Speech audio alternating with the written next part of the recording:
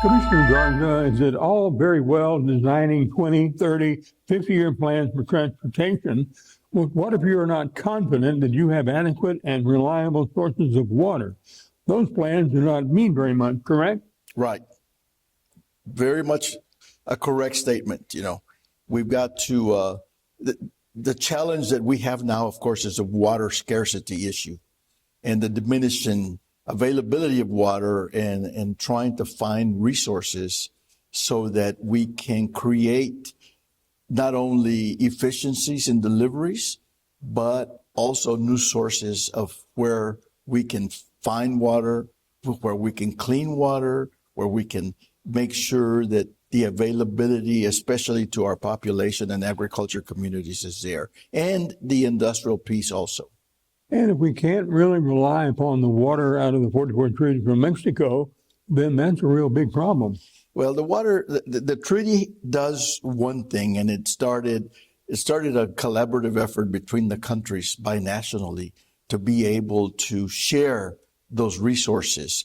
And, I think we heard it from one of the last speakers that we had up there, is that don't use the treaty as a point that we set ourselves up to argue with, but use the treaty and all the minutes subsequent to that treaty to be able to take shared responsibility as to how we plan for the future and move forward.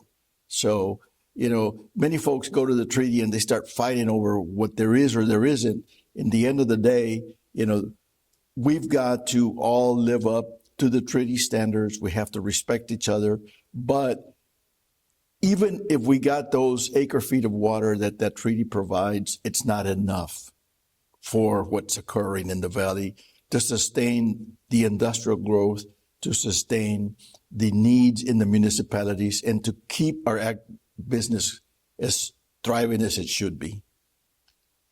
Apparently one of the last times, or maybe even the last time, that the water was delivered by Mexico in its entirety during the term that specified was during the George W. Bush, former governor of Texas, administration.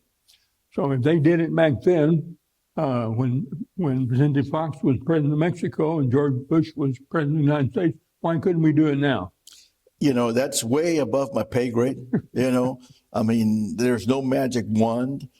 Whether or not they have the water in storage is questionable sometimes. We'd like to think that they do. But, farmers have had 3 years of drought as of now, going into the 4th year of drought. The efficiencies that we have in the delivery of ag water, which is the majority of the water that comes down our river, is very inefficient. So we've got to look at ways. I was visiting with some of the irrigators yesterday, and probably about 90% of the water coming down the river goes for ag use and 10% for municipal use. And the delivery that they have in place today, even if it was installed as early as 1980, is not as efficient as it should be. So we've got to find a way to work on creating better efficiencies and creating more sources of the water, because we need more water, okay? Better efficiencies is everything from canal lining to piping to any other way in which we don't use, through seepage and evaporation, a lot of the water that is now being delivered. If you can only use 40 to 60% of what you get delivered, and you're losing 40 to 60%, either through seepage, evaporation, or other type of things, it's a challenge for them, and it's costly to make those improvements. So we're looking forward to future opportunities to include them, such as the announcement that Ned Bank made yesterday on the $400 million investment that they're doing to hopefully help these irrigation and irrigators deliver the water in a more efficient way too. Early in the Trump administration, right as President Trump was taking over at the White House, I asked that he tell Mexico, effective mañana, we're not giving you any more water under the 44 Treaty from Colorado. that we're providing every day. Effective now, we're not going to do that anymore. And he got Heener, who was going out the door from the Biden administration, he got her to do exactly that. So they have begun to give us water now. Are you feeling comfortable after we started that initiative that we may be successful this year in getting that treaty changed in some way to make sure they do it from now on? That would be fantastic. But it's all cyclical in regards to weather changes that we see occurring and have been occurring for years now. If you don't have the rainfall events, or if you don't have them in the right location, it doesn't make a difference. I mean, we've had, as early as last March, we had a large rain event. Well, it all happened below our reservoirs. So most of that water was lost to the environment, and it's gone. Okay. So I don't believe we haven't had a hurricane event in the last few years that has contributed significantly to increasing our capacities at either of the dams, either Amistad or Falcon, which leads me to believe that we can't depend on the weather to take care of our problem. We've got to find other sources. You were here for the previous panel that we just listened to. That previous panel has alternatives that are available out there. Well, that's one of them, groundwater is one of them, and it's a large one. And, you heard the gentleman from the Pecos River, and you heard what that river provides into the system, So you have to look collectively at all of the opportunities that exist to make sure that, we utilize all the different strategies, whether it be cleaning water that we're losing now that is just flowing out into our bays and estuary areas. And, one project in particular that comes to mind is a project in Hidalgo County on the reclamation project that is ongoing. It's not the solution to everything, but it's a piece of something that can be the solution moving forward.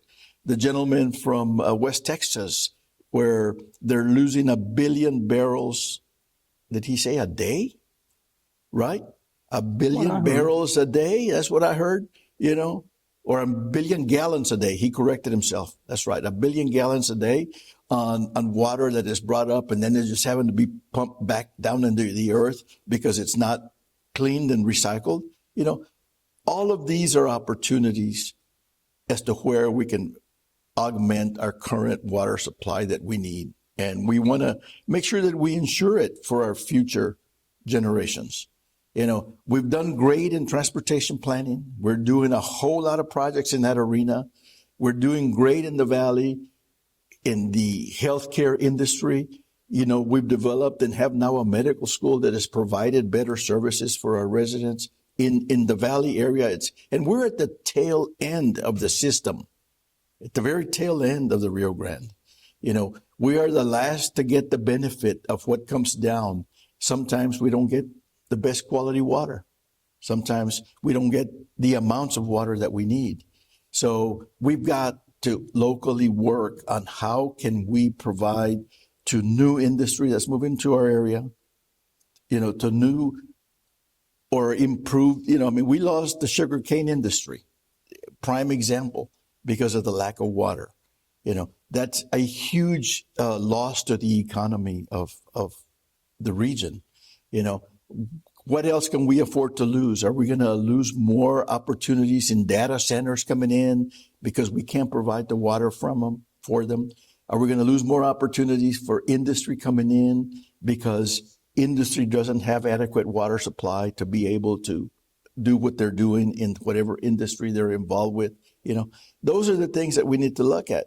Most importantly, are we losing opportunity for, when we lose those industries, we lose population that could possibly come in and live here and support and create better qualities of life for all of us.